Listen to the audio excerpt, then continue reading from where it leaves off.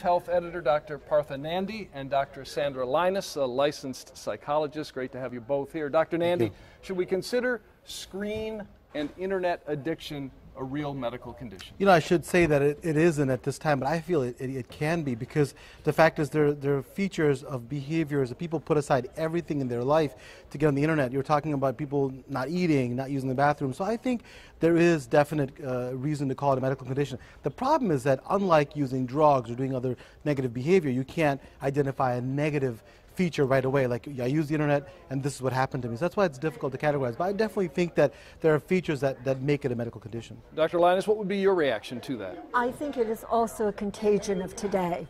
Kids in particular give in to peer pressure, and they want attention, they want to communicate, and it's a way of our now finding out how popular are we?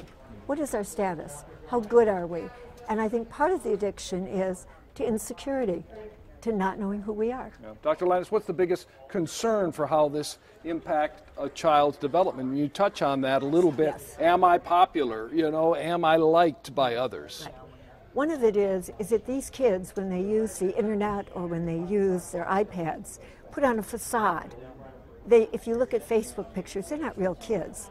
They're not being themselves. And one of the things is they don't know, when do I personally communicate, as opposed to when do I text or tweet. I had a young man who did this beautifully yesterday. He's going on a blind date, and what he wanted to know is, do I text to set up the date? And I said, use the phone.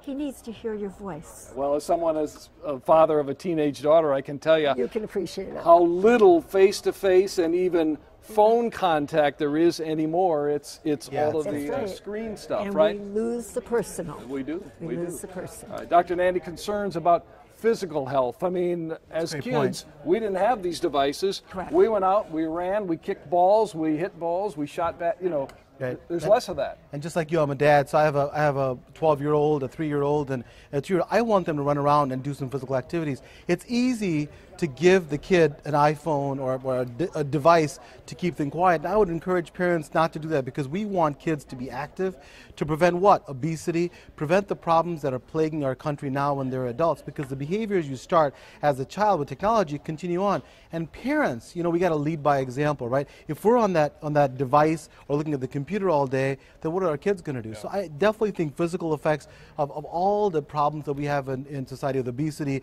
and diabetes and hypertension, etc., I think will be helped if we have more activity in kids. Well, and we are our kids' best examples, right? Or in this case, our worst example. And you know, they follow their parents. The other thing is, it is such a symptom of boredom. We don't have recreation centers.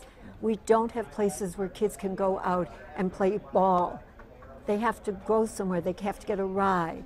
It's part of the fact that our kids are bored, and our parents are tired when they come home from work. Well, there's some truth to that for sure. How young is too young for kids to be using this stuff? Computers, tablets, iPads, the like. I don't think there is such a thing as too young, but I think without your parent, you can do it at any age, and it's too young. If the parent goes with the iPad, if you talk with your kids about it, if you play with it, and if you teach them to use it, you know what? We used to have an encyclopedia. Yeah. That's what Google is today. Teach them the right things to do, but do it with them.